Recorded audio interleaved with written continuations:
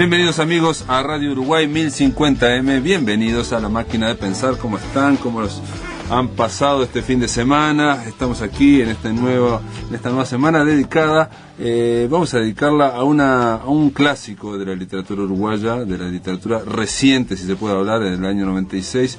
Nos referimos a la reedición de El discurso vacío de Mario Lebrero. Un poco en bromas planteamos que es vida y obra de El discurso vacío, porque bueno, hablaremos de la vida y obra de Lebrero en esta novela que, insisto, debe ser considerada, o yo la considero, uno de los clásicos de las últimas décadas de la literatura uruguaya. Quiero decirles, amigos, que en control de emisiones de La Máquina tenemos a Jorge Pozzi y al Flaco Germán. Lo tenemos en la puesta a punto de este programa.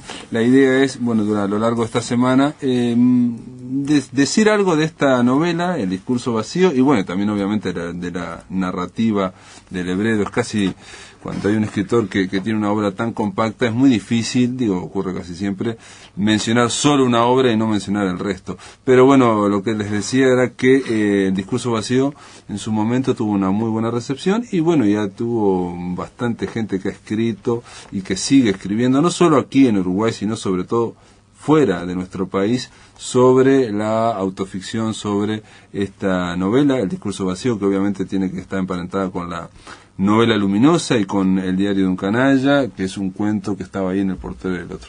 Pero bueno, para comenzar abriendo esta semana, le doy la bienvenida a Ramiro Sánchez. ¿Cómo le va, Sánchez? ¿Qué tal? ¿Cómo andás? Tanto tiempo, Ramiro Sánchez, aquí por La Máquina de Pensar. Sí, hace meses. Y bueno, vino preparado. Qué bueno volver con algo tan bueno como El discurso vacío. Ramiro, entre otras cosas, yo sé que te gusta mucho y que lo has trabajado, pero aparte con la reedición del discurso vacío, mira, esta no lo conocía. Esa es la de Intersona. Es la que más me gusta en la persona. Con la reedición del discurso vacío, les decía que Ramiro Sánchez escribió una reseña ahí en La Diaria, y bueno, también esa fue la excusa, el pretexto para conversar con él. Ramiro, planteas del discurso, no conocía esta. Sí, es la tercera edición, ¿no? Y como te decía, es mi favorita personal, sobre todo por el objeto. Es un libro muy lindo y tiene una cosa muy interesante que lo ponía en la reseña que mencionaste recién, que es la escritura de Lebrero. Tiene muestras, digamos, de esa escritura manuscrita que es tan importante para el libro. Vos dijiste dos cosas recién que me las anoté para no olvidarme. Hablaste de vida y obra y hablaste de novela. Yo no estoy tan seguro que sea una novela El discurso vacío. ¿No? No, salvo que, bueno, claro, uno puede pensar que en la novela es como una forma abierta donde más o menos cabe todo. Proteica, sí. Ahí está, en ese sentido, bueno, sí. Pero es un texto, yo diría, más bien complicado.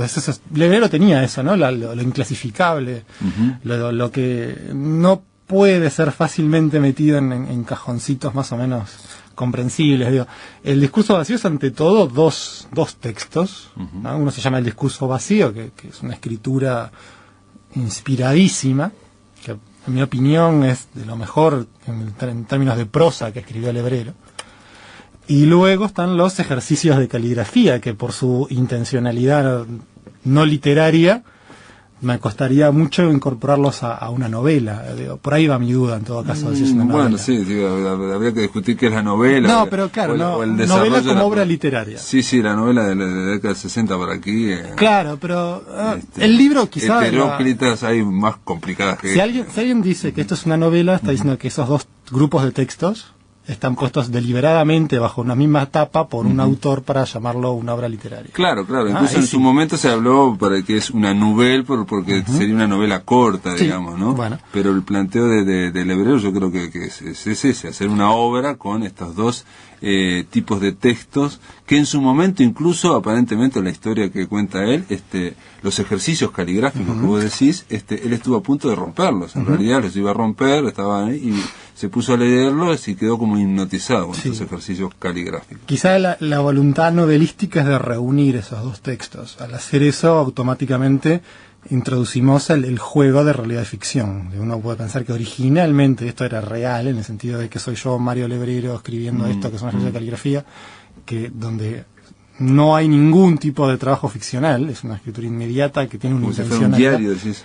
ni siquiera un diario es lo que luego desarrollaría en La novela luminosa y previamente, como decías muy bien, en el diario de un canalla. Acá no tenemos la intención de registrar nada. Los ejercicios de caligrafía, él mismo lo que se plantea es cómo puedo escribir de un tema deliberadamente no interesante, que no me distraiga y que me permita de concentrarme en la forma de las letras, que es lo que quiero hacer. ¿No? El punto de partida del discurso vacío, digo, quizás ya lo conocen, pero vale la pena reiterarlo, es el de que Lebrero plantea que así como la caligrafía refleja la personalidad, si uno tiene una letra espantosa, horrible, bueno, si yo mejoro mi letra, porque la caligrafía espantosa reflejaría una personalidad espantosa, si yo mejoro mi letra con ejercicios caligráficos, bien, mejoraría mi personalidad, ¿no? Sí. O sea, letra linda, alma linda. Es interesante como lo dice él, este método que hace un tiempo me fue sugerido por un amigo loco, eso de la locura en Lebrero es muy interesante. Parte de la base en la que se funda la grafología de una profunda relación entre la letra y los rasgos del carácter, y del presupuesto conductista de que los cambios de la conducta pueden producir cambios a nivel psíquico. Quizás eso sea un poco más discutible por un conductista, ¿no? Cambiando pues la conducta observada en la escritura, se piensa que podría llegar a cambiar otras cosas en una persona. Y eso está declarado en la entrada, digamos, del libro. Que aparte yo lo encontré también, digo, se lo dijo al propio Lebrero, y Lebrero nunca lo había escuchado, que Rafael Sánchez Ferlosio, el pensador y ensayista y escritor español, en un momento, en una autobiografía que tiene, un texto autobiográfico, ¿no?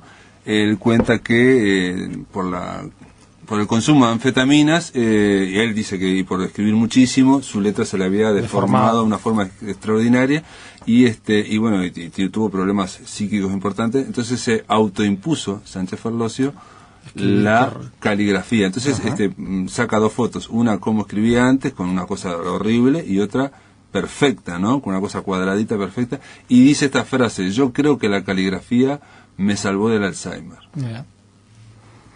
Claro, o sea, no es exactamente lo mismo, pero está vinculado. Es la idea, ¿no? de que mejorando la letra mejora me ordena la cabeza, me ordena la mente.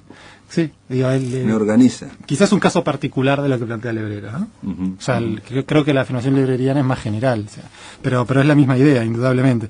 Entonces, claro, el problema es cómo hago los ejercicios de caligrafía. Yo quiero mejorar mi letra, pero entonces él dice, bueno, si yo hago A hasta que... Es aburridísimo. Es aburridísimo, entonces empieza a escribir. Entonces, pero si yo escribo algo, claro, de repente me entusiasmo con la narración, como soy escritor, distraigo mi ejercicio. Entonces tiene que ser algo que a mí personalmente me aburra o no tenga la capacidad de atraerme, digamos. O sea, que no me enganche el contenido tanto como para hacerme olvidar la forma. Claro. Y por otro lado, que tenga algo de contenido, si no la forma sola es aburridísima. Sí. Aunque también ya le estás dando un sesgo interpretativo, porque creo que el grado máximo de aburrimiento es la plana, ¿no? Ni siquiera que ahí no veo cómo hablar de forma. Entonces, en cualquier caso, los segmentos de ejercicios de caligrafía no tienen finalidad literaria en sí mismos. Tienen la finalidad, llamémosle utilitaria. Sea, el fin de esos ejercicios, claro, no es narrar, sino pero ni siquiera narrar, practicar la letra. Tampoco su fin es hacer una obra literaria. ¿Ah?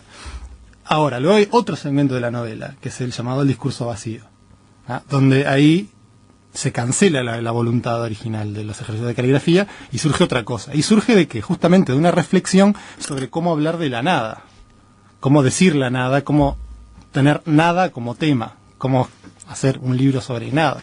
Entonces, me parece que uno puede considerar al discurso vacío una novela si lo que tiene en cuenta es que hay una voluntad posterior de unir esos dos grupos de discursos en un mismo libro. Al hacerlo, surge un autor ideal de este libro, que puede ser o no Mario Lebrero, en el sentido en que puede haber juegos. Ahora, el autor de los ejercicios de caligrafía es Mario Lebrero. Entonces, entre ese Mario Lebrero real que quiso hacer esos ejercicios de su caligrafía y el Mario Lebrero fantasmal producido por el texto en cuanto sujeto, no de la enunciación, sino de la agrupación de textos, surge un diálogo. Eso es lo que me parece sumamente increíble. Pero también hay un sujeto de la Anunciación que es el narrador, que también se llama Mario Lebrero, digamos, o por lo menos que tiene... Claro, pero es que no hay narración. Su esposa Alicia, no, pero la parte de discurso que tiene claro, su esposa Alicia, que tiene su hijo Juan Ignacio, que tiene un perro Pongo y que va dando cuenta en una narración, digamos, de lo que está pasando en su casa. Claro, pero de ahí a considerar que ese narrador es el Mario Lebrero real... Bueno. En cambio... Digo, si yo puedo considerar que el autor de los ejercicios de caligrafía, sea quien sea, sí es un autor real, porque lo que me está diciendo no es literatura, es un ejercicio. Alguien lo hizo eso. Sí, y lo del discurso vacío también. Alguien claro, lo hizo, pero... parte del discurso vacío. Hizo una autoficción o una historia autobiográfica, ¿no? ¿No te parece? Me parece que te estás comiendo etapas. O sea, evidentemente el problema del autor en los ejercicios de caligrafía no existe. Existe el tipo que los performa, vamos a decir, porque no es literatura eso. Sí. En el caso del discurso vacío, sí, de la sección El discurso vacío, ahí nos postula un autor.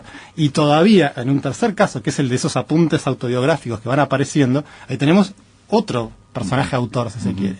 Ahora, unificar esas tres entidades a la persona real, Mario Lebrero, es lo que es como mínimo complejo, ¿no? No, aparte también hay otra cosa en el discurso vacío que incluye poesía del propio. Claro, al principio. ¿No? Bueno, ese es el objeto poesía. Libro. Alguien ordenó este libro. Y hay una aclaración al principio diciendo que aquí se menciona gente que es real y que fue pedida la autorización y que en el caso de que alguien se sienta herida, es una mente senil. Simplemente a lo que quiero llamar la atención es a esos niveles. O sea, la persona, entidad o lo que sea que produce los ejercicios de estilo. La persona o entidad que produce las menciones autobiográficas, un tal Mario Lebrero que dice que vive con un perro, etcétera. La persona que produce el texto de naturaleza no autobiográfica, que es el discurso vacío, que trata de la nada.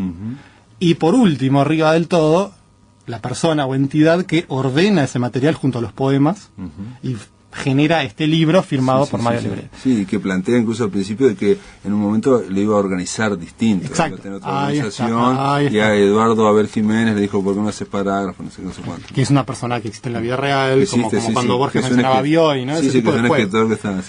Esos juegos hacen, en mi opinión, al discurso vacío una maquinaria de ficción y realidad mucho más compleja que una sencilla autoficción como abundan, no es por desmerecerlas, pero en principio es más complejo que En busca del tiempo perdido, si se quiere. O que la novela luminosa. O que la novela luminosa, si solo tomáramos el diario de la beca. Porque la novela luminosa también es un rejunte, si se quiere, de elementos dispares. Tenemos un prólogo, un diario y los capítulos, y la novela luminosa en sí misma. Hay una novela y un cuento final. Claro, que tenemos hasta episodios y hasta quizá el final, el Primera Comunión, capaz que es otra cosa aparte, todo un cuento. Entonces, bueno, la entidad que agrupa todo eso quizás se pueda distinguir del sujeto de la Anunciación de los diarios, como niveles, ¿no? Todos sabemos que lo escribió Mario Lebrero, pero me parece interesante desmenuzar esos niveles de realidad. Creo que es una opción interesante que Lebrero hace conscientemente, por lo que vos mismo decís. Bueno, si yo digo, esto pudo haber sido distinto, pero me convencieron de hacerlo así, es un poco también aquel juego del Quijote, ¿verdad? De lo que Borges llamaba magias parciales. Ese tipo de... Y me parece una manera interesante de darle otra vuelta a eso que Borges, de algún modo... aglomeraba en ese ensayo. Es la idea de que, en el caso de, por lo menos lo que me acuerdo de Borges, es la idea de que la ficción pueda, como hizo con el Quijote, contaminar la realidad, contaminar la realidad de la ficción y a la vez, dentro de la ficción, entre realidad que la contamina. El Quijote eso lo hace de varias maneras. O sea, desde una de las más claras es, paro la historia porque no sé cómo sigue, y un día cuento que un día andaba por un mercado, encontré unas hojas, me las hice traducir del árabe y resultó que era justo lo que me faltaba y sigo contando. O esa es una. La otra es, aparece Cervantes cuando están quemando los libros o por quemar los libros de aparece Quijote. Como autor, digamos. Exacto. Entonces, o la otra es que en el segundo tomo comentan las otras versiones, comenta el primer tomo y habla de las otras versiones, dice que en otra versión dice que yo voy a tal lado y yo voy a ir al otro lado, voy a ir a Barcelona para... Son por lo menos 3 niveles muy interconectados. E incluso llega a decir Quijote que va a Barcelona donde se va a imprimir la segunda tomo, ¿no? Claro, o sea, se puede seguir desmenuzando como se puede seguir desmenuzando Lebrero. También otra cosa interesante de Lebrero, también la anticipaste vos, y es su conexión con la novela luminosa y con Diario de un canalla. la parte A de la trilogía final, esta, digamos, tiene en común con la novela luminosa que tienen un diario. Aquí no hay estrictamente un diario. Hay anotaciones con fecha, pero no necesariamente podemos considerarlas como un diario. Ahora, esa voluntad de registrar lo cotidiano, ¿no? Están las tres. Y en las tres tocan esa temática tan importante al último lebrero, quizá, que es lo indecible, ¿verdad? Aquello que el lenguaje no... La novela luminosa es el fracaso de contar ciertas experiencias. Ajá. Y eso, de algún modo, es el corazón del discurso vacío. Casi digo el discurso luminoso, pero bueno, el corazón del discurso vacío en el sentido de que cuando empieza a debatir todo este asunto de la nada y cómo se puede hacer para... ahí también estamos, bueno, ya estás haciendo algo, ya estás diciendo la nada. Ya... No, él lo dice en un momento que, digo, para probar esos ejercicios caligráficos, que así como no se puede hablar sin decir nada, tampoco se puede... O sea, no se puede hablar sobre el hablar sin decir nada, tampoco se puede pensar sobre el pensar sin estar pensando algo. Exacto. En ese momento. Es esa... Bueno, son las iteraciones, ¿no? La autorreferencia y todo aquello de pero también, digo, pregunta, porque vos lo planteás en el tema de lo indecible, digamos, el tema de quizás de lo trascendente, ¿no? De una experiencia trascendente. Sí, ¿no? O sea, curiosamente él lo da a través de lo cotidiano. Claro, la idea es de si Dios se puede reflejar en algo cotidiano o puede haber una experiencia trascendente, pero también existe, hay algo que tiene que ver con esta aventura, digamos. Alguien decía que la autoficción, en vez de usar el lenguaje de la aventura y contar algo, usa al propio lenguaje como una aventura, ¿no?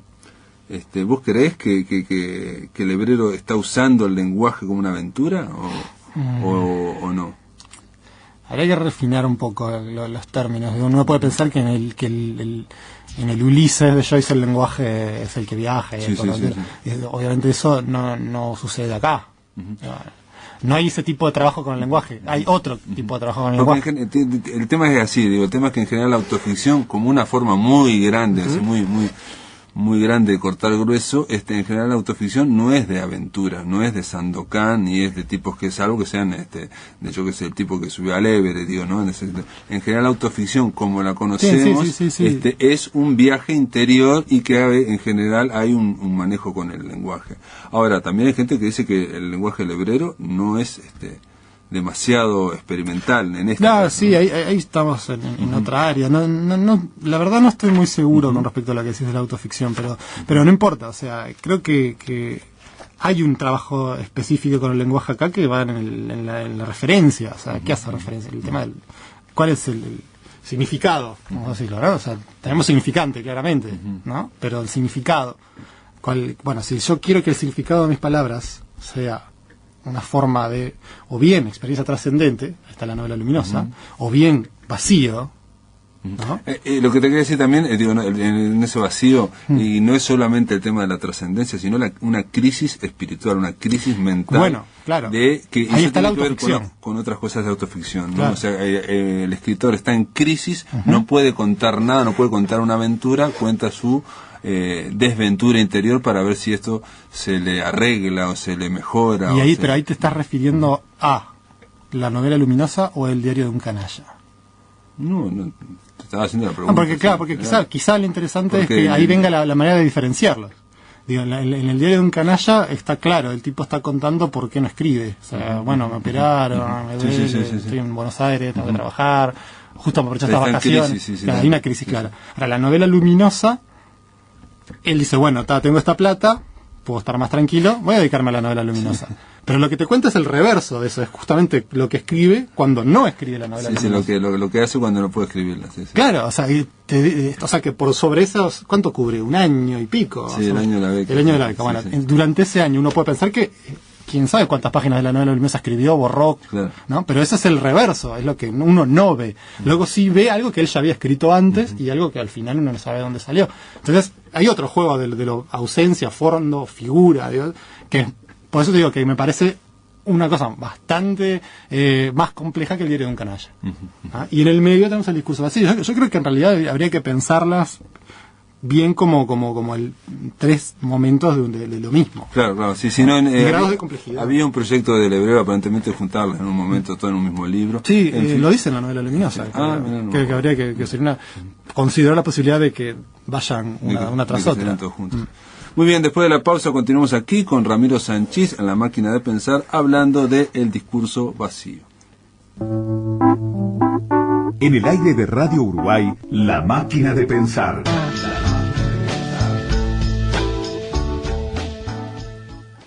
El 31 de agosto vence el plazo de la segunda cuota del impuesto de primaria. El impuesto es obligatorio para los propietarios y promitentes compradores de inmuebles urbanos y suburbanos de todo el país.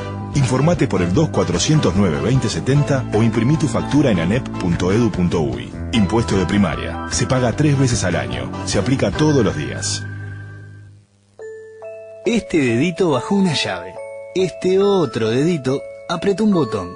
2 deditos se juntaron para girar una perilla. Y un dedito muy inteligente le dio un empujoncito a la puerta de la heladera y la cerró bien. Pequeñas acciones son suficientes para usar bien la energía en tu hogar. Con pequeñas acciones de muchos, hacemos funcionar las grandes cosas de todos. Seamos inteligentes, usemos bien nuestra energía. UTE, la energía que nos une. En República AFAP, trabajamos para darle más ganancia a los que madrugan. Yo me levanto a las 5 de la mañana entre semana. Lo que ayuda mucho es el compañerismo que hay, ¿no? Marcelo es empleado en una fábrica de pastas. Es un oficio y cuando le pones empeño, las cosas salen mucho más fácil. Lo que está haciendo uno está en la mesa de cada familia, ¿verdad? Eso está bueno. República AFAP. Primeros en rentabilidad hoy. Mejor jubilación mañana. Memoria y Derechos Humanos. Espacio audiovisual cogestionado en modalidad de cineforo. Tercera fecha, Nos sobra una ley. Jueves 1 de septiembre, hora 19. Subsuelo de Casa Inju. 18 de julio, 1865. Convocan Instituto Nacional de la Juventud del MIDES. Extensión Universitaria. Colectivos Árbol, La Voz, CREA y Contrafuegos. Apoyan Emisora del Sur y Radio Uruguay. Si te quieren reprimir, júntate con 5.000 y juntos repiqueten las manos. Hay noticias que no pueden esperar a que termine la tanda. TNU Noticias, el único informativo uruguayo sin publicidad. Todos los días, a las 12:30 y 0 horas. Programación 2011 en TNU, Televisión Nacional de Uruguay. Somos Radio Uruguay, 1050 AM, Montevideo, Uruguay, y sus repetidoras 103.9 FM Colonia, 100.1 FM en Bella Unión y 98.7 FM en Artigas. Emisoras de Radiodifusión Nacional, Sodre.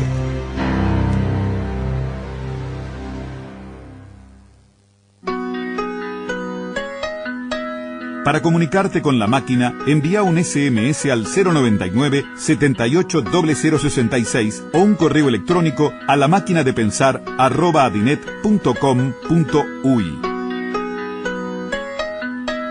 Si querés volver a escuchar charlas, entrevistas o columnas, ingresa a piensamáquina.blogspot.com y bienvenido al corazón de las palabras.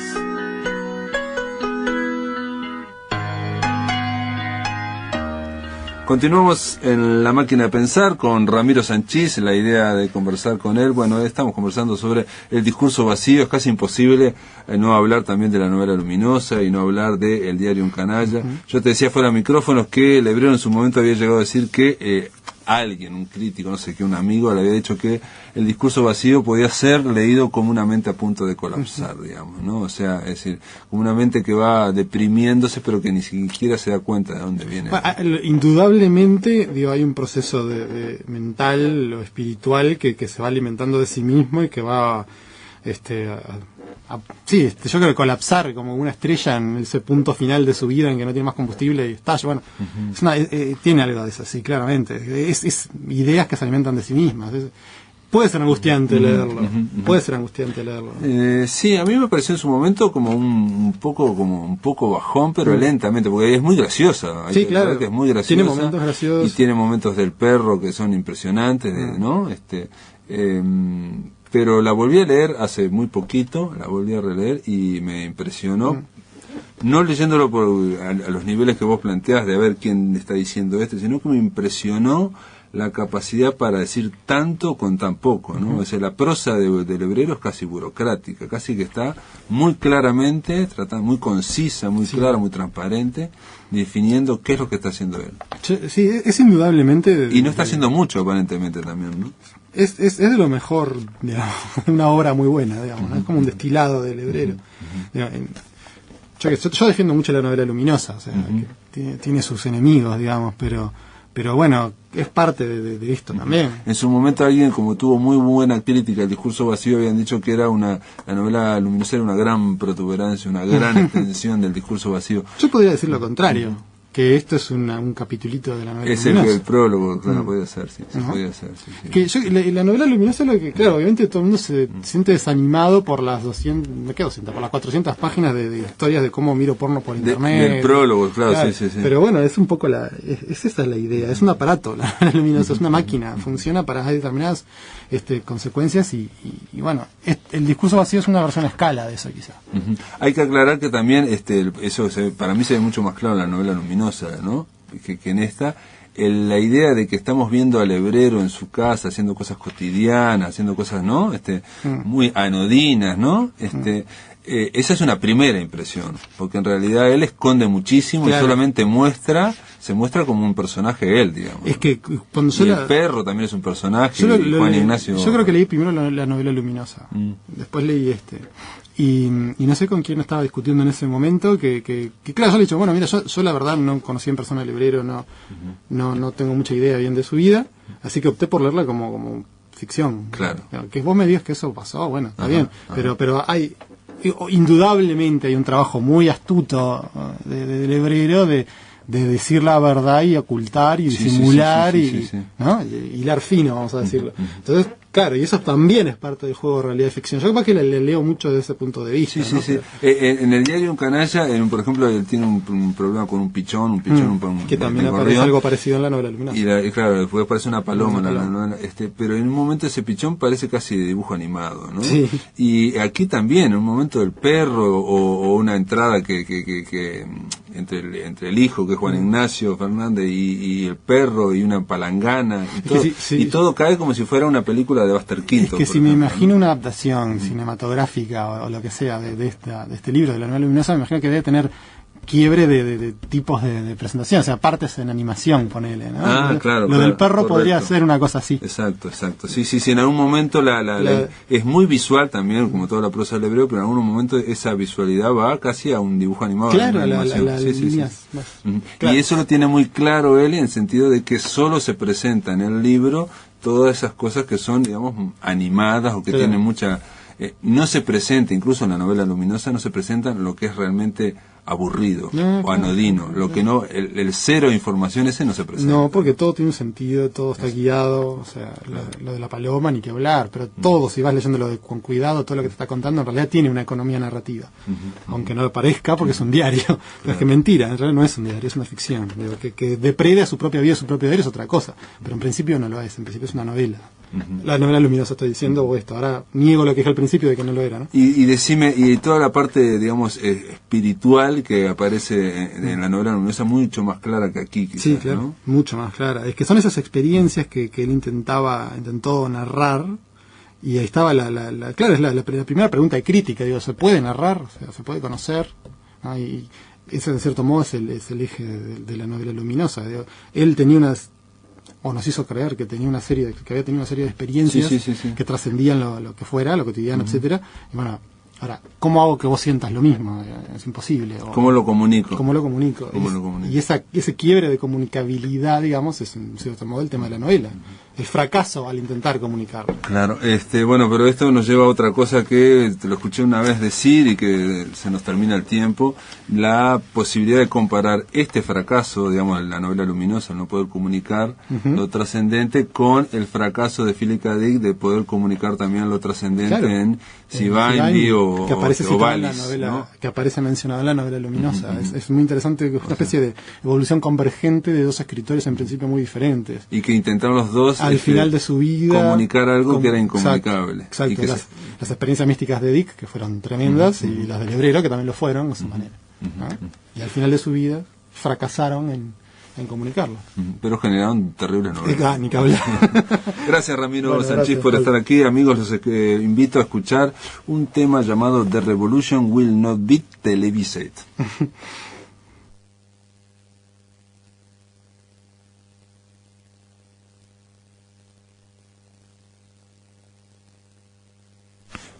Muy bien, y no puede ser, pero también tenemos que decirles que ustedes ya saben que se nos fue este fin de semana, partió una de las mejores entrevistadoras uruguayas, me estoy refiriendo a María Esther Gilio, fue muy recordada, hoy de mañana escuchaban otros radios, también estaban pasando fragmentos de alguien que fue muy jovial, con mucho humor, con una gran capacidad de empatía, de simpatizar con la gente. Yo la conocí, es sorprendente el humor y el talante que tenía, que obviamente eso esa virtud de María Esther Gilio le permitió ser una gran entrevistadora, porque tenía una gran capacidad de empatía. Los invito a escuchar un fragmento de una entrevista que le hiciéramos hace tiempo. Bueno, ¿no está? Bueno. Continuamos y si te parece, después de la pausa, continuamos, Jorge, a ver si podemos hacerlo. En el aire de Radio Uruguay, La Máquina de Pensar.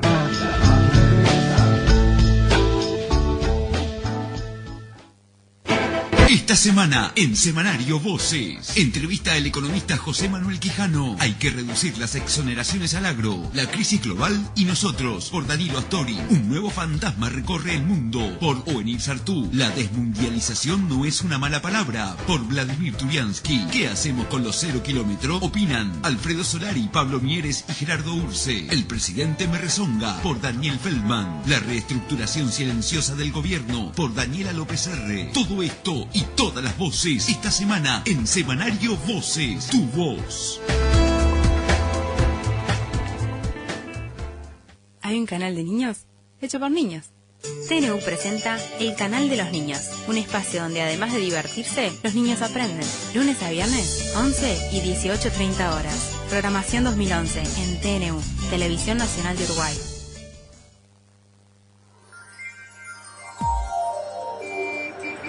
Una palabra a tiempo. Nuestro vehículo puede ser un objeto muy atractivo. A nuestro gusto, su color y apariencia, sus luces y sonidos pueden ser muy hermosos. Hasta podemos sentir que nos dan prestigio y notoriedad. Sin embargo, los gustos de los demás no necesariamente deben coincidir con los nuestros. La música a todo volumen, los bocinazos y los escapes libres no generan simpatía. Debemos tenerlo en cuenta. Molestar a otros no tiene nada que ver con sostener nuestros gustos y costumbres. Simplemente es necesario tener buena voluntad, respetar para que nos respeten.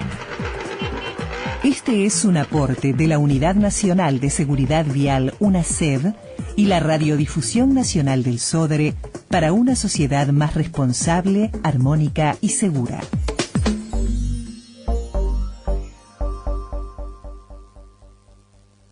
Somos Radio Uruguay, 1050 AM, Montevideo, Uruguay, y sus repetidoras 103.9 FM en Colonia, 100.1 FM en Bella Unión y 98.7 FM en Artigas. Emisoras de Radiodifusión Nacional Sodre.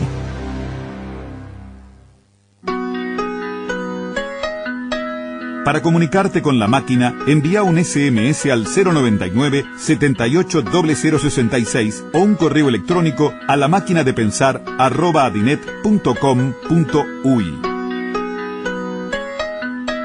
Si querés volver a escuchar charlas, entrevistas o columnas, ingresa a piensamáquina.blogspot.com y bienvenido al corazón de las palabras.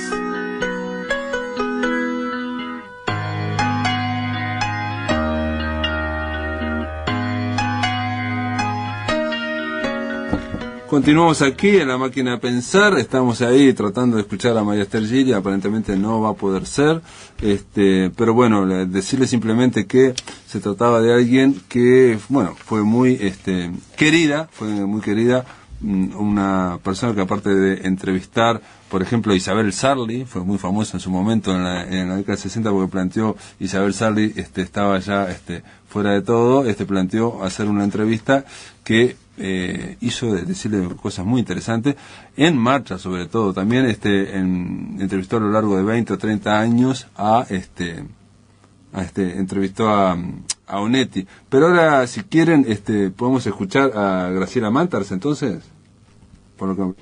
Creo que hay dos escritores uruguayos que son los que han estado en contacto más profundo con su subconsciente.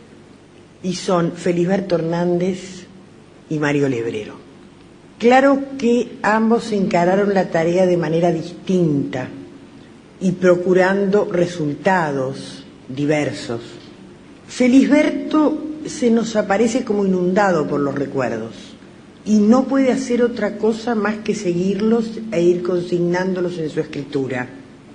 Y no formula preguntas, ni explícitas ni implícitas, simplemente lo que importa de esos recuerdos es su existencia misma, su manera de fluir, la marea que van creando.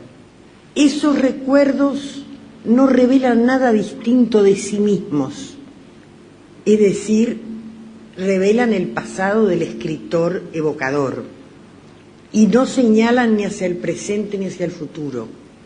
Por eso José Pedro Díaz pudo decir en un trabajo que escribió, no me acuerdo si como prefacio o posfacio para Tierras de la Memoria, que Felisberto Hernández es una conciencia que se rehúsa a la existencia.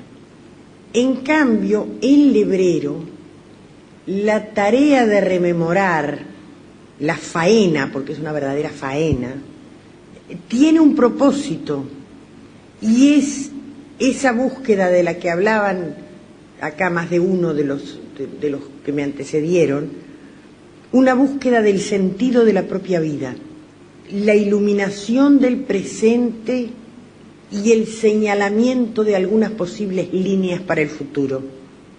Lebrero recuerda y sueña para entender, para llegar a saber quién es, incluso para llegar a ser. Yo dediqué una serie de trabajos hace años. Debo decir que yo soy una lebreriana de la primera hora. Tengo la primera edición de La Máquina y la de Gelatina, que es anterior. Yo dediqué alguna serie de trabajos a la obra de Lebrero y llegué a la conclusión de que en Lebrero la escritura es una función fundante del ser. Esto es, que escribe para llegar a ser. La obra de Lebrero es múltiple, es variada, aunque siempre dentro de una unidad de mundo, de ámbito, de sentimientos, de acciones que se emprenden, de obstáculos, de búsquedas casi siempre frustradas, de agobios que entorpecen los propósitos del protagonista, condiciones que vienen tanto dadas por la imposición del mundo exterior como por las condiciones mismas o las cualidades mismas del personaje, que son neuróticas y esquizoides a veces. En esa obra, sin embargo, es posible reconocer dos grandes momentos, creo yo. El primero abarcaría desde el año 68, con la publicación de Gelatina, hasta el año 92 en que aparece el diario de un canalla. En este señalamiento de periodos coincidimos Hugo Verani y yo. Pero en los dos periodos, el segundo periodo, por supuesto, es el que a partir del diario de un canalla se extiende y abarca el discurso vacío y la novela luminosa, hasta el final de su producción. En estos dos periodos se advierten dos que podríamos llamar núcleos duros o centrales formados en los dos casos por un trío de obras. Esa trilogía a la que el propio Lebrero llamó la trilogía involuntaria: la ciudad, el lugar y París. Y la segunda, la ciudad es del 70, el lugar es del 82 y París es del 79. En el segundo, yo no sé si decir trilogía propiamente dicho, pero por lo menos tríptico, creo que está formado por El diario de un canalla del 92, El discurso vacío del 96 y La novela luminosa del 2005. La diferencia, que me parece más relevante entre los dos trípticos parte paradójicamente de una aparente semejanza. Siempre se trata de un yo narrador protagonista, pero en la primera trilogía ese yo narrador protagonista, que es innominado, como se dijo, termina conduciendo a que nos refiramos a él como el protagonista, así con mayúscula cuando estamos escribiendo, lo que a su vez nos pone en camino de reconocer o de advertir su cualidad esencial, que viene dada por la misma etimología de la palabra protagonista, el primero que lucha. En la trilogía final, el protagonista es el propio autor a través del ejercicio del diario. Es la obra, efectivamente, como se ha dicho, más autobiográfica. Lo declara explícitamente en El diario de un canalla, de igual modo en los ejercicios caligráficos que forman parte del discurso vacío, que alternan con el discurso vacío, y en El diario de la beca de La novela luminosa.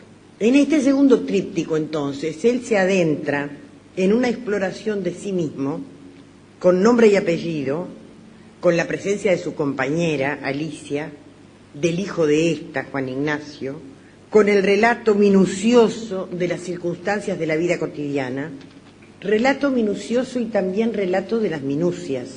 Creo que el mayor ejemplo de esto se encuentra en los ejercicios caligráficos del discurso vacío. Él se propone explícitamente ejercitarse en el dibujo, en el trazado de las letras, y está permanentemente atento al tamaño de las letras, a que sean parejas, a que no se deformen a lo largo de la escritura. Y lo curioso, y esto lo declara desde la primera página, es que piensa que ese es un ejercicio terapéutico del cual dimanará un beneficio para su salud psíquica. Es decir, si logra realizar una letra clara, ordenada, pareja, armoniosa, de igual modo será su intimidad. Verán, y comenta a este propósito, que esto es realmente algo que linda con la locura, y tiene razón. Pero lo que a mí me asombra más es que un ser inteligente y reflexivo, que incursionó en la psicología, en el psicoanálisis, incluso en la parapsicología, haga uso de un modo tan persistente y tan continuado de un recurso propio del conductismo, que es una dirección de la psicología absolutamente en las antípodas, por ejemplo, del psicoanálisis. Bueno, los ejercicios alternan con el discurso vacío en esa obra, así como lo hacen en la novela final El diario de la beca y La novela luminosa. Ahora, ustedes advertirán que si uno le dice a cualquier lector potencial que hay una novela titulada El discurso vacío, ese título, que es un oxímoron, es un primer elemento de estupor. ¿Cómo pretender que alguien lea un discurso que no es sobre nada o sobre la nada o acerca de la nada? No, un discurso que en sí mismo es nada. Y si lo leemos, ¿con qué nos encontramos? Nos encontramos con hechos desilvanados que atañen a un escritor que trata de escribir una novela y no lo consigue, de una mujer que lo interrumpe y lo distrae y lo obliga incluso a una mudanza que no quiere, de un niño que también procura su atención, y de un perro y un gato con quienes parecen establecerse los mayores lazos de comunicación. Y esas trivialidades alternan con los ejercicios de caligrafía, llenos de observaciones sobre la altura y el tamaño de las letras, el olvido del trazado de algunas mayúsculas y la necesidad de la práctica diaria. No obstante, es una novela que una vez que uno la empieza, no puede dejar de leer. Pero además, después del discurso vacío, ¿qué y cómo escribir? Cualquier observador medianamente atento a la literatura diría que nada, que no es posible, que se acabó. Y a mí siempre me han llamado la atención en el decurso de la historia literaria esos momentos y esos autores u obras de cierre, de clausura de ciertos caminos y otros que son de apertura, de inicio de nuevas vías. Por ejemplo, si pensamos en la lírica española, el cierre, la finalización que significan las coplas de Manrique, de toda la tradición literaria medieval. Después de las coplas, en esa dirección no se puede escribir nada más. Hay que empezar de nuevo y por otro lado. Claro, Garcilaso. Lo mismo si piensan en Góngora. Después de Góngora, hay que empezar por otro lado. En Francia, después de Mallarmé, hay que empezar por otro lado. Hay otros casos más extremos, en los cuales la función de cierre y apertura la hace un mismo escritor. Por ejemplo, Vallejo. Vallejo cierra un camino con Trilce, y él mismo no puede ir más allá de Trilce en la vía de Trilce. Entonces escribe los poemas humanos. Empieza el otro camino. Algo similar, levemente, matizadamente distinto, hace Proust. Proust lleva a su culminación las formas literarias de la novela del siglo XIX y al mismo tiempo que las lleva a su extremo las disuelve, de tal manera que después de Proust la tradición decimonónica de la novela se acabó. Hay que hacer otras cosas. Siguen existiendo las novelas, obviamente, pero otras novelas. Yo creo que también este es el caso del Lebrero, en el sentido de que él clausuró todas las posibilidades de vacuidad con el discurso vacío, donde las tensa al máximo, las disuelve y después inaugura otro rumbo con la novela luminosa. Eso era todo, gracias.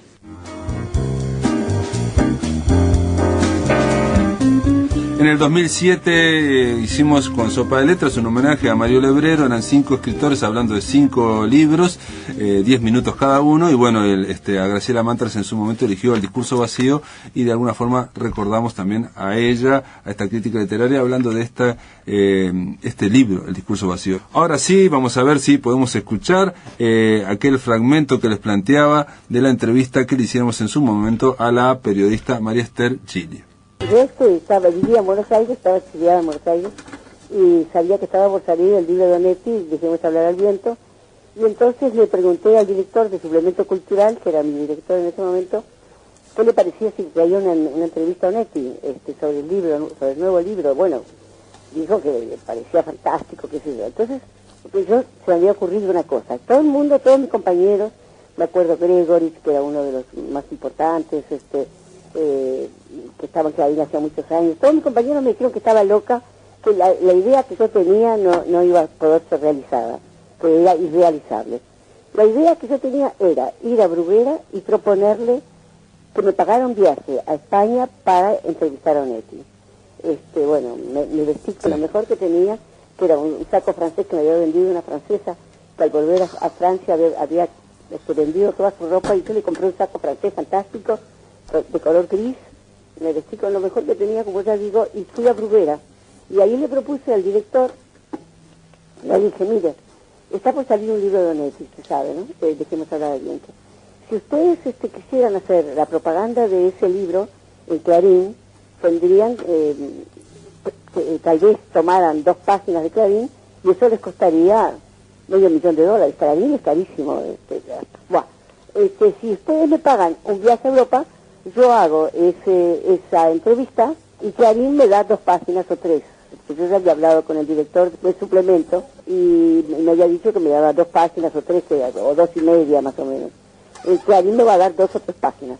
Entonces dijeron que bueno, que quedaron medio sorprendidos por la propuesta, Me dijeron que lo dejara pensar y que llamara el jueves, creo que era un lunes, un martes, que llame dentro de 2 días.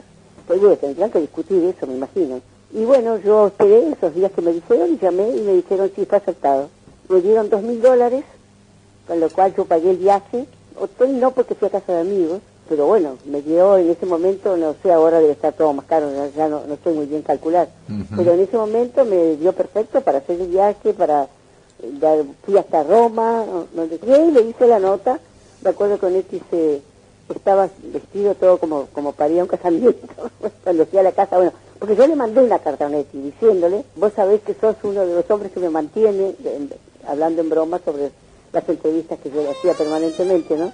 Sos uno de los hombres que me mantiene, no puedes negarte, Bruguera me va a pagar el viaje si yo te hago una entrevista.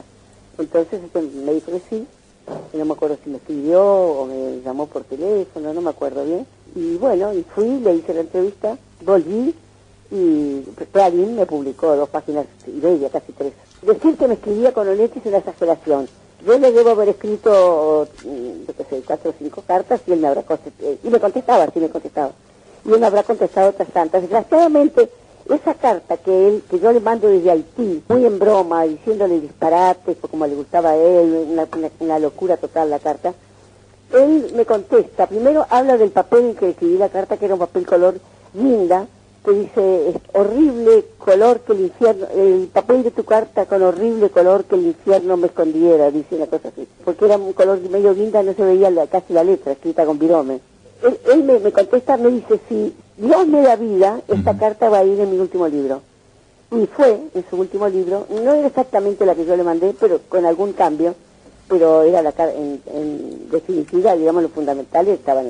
Sin embargo, a él le pareció tan divertida la carta era muy divertida, lo que pareció ahí menos divertido. Parece vanidoso lo que digo, pero es así, la carta era muy divertida. Y bueno, y él copió parte y en parte también puso lo que correspondía al personaje.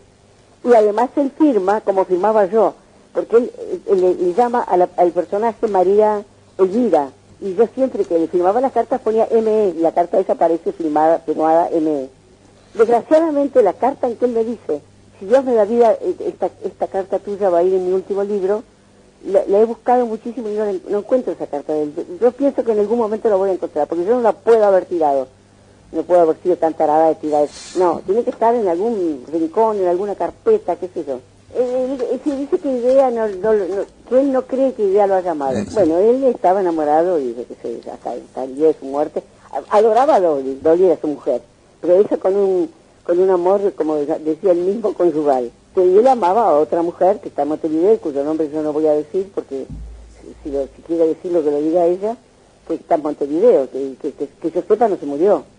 Debe andar caminando por la calle. Yo no soy amiga de ella, pero la he conocido. Y la otra mujer que no era Idea, que no hace versos, no hace poesía. Pero yo te puedo decir que la relación entre él y Idea no era una relación ideal para nada. Onetti llegaba a la casa de Idea y yo qué sé, yo no sé si decirlo, lo vi muchas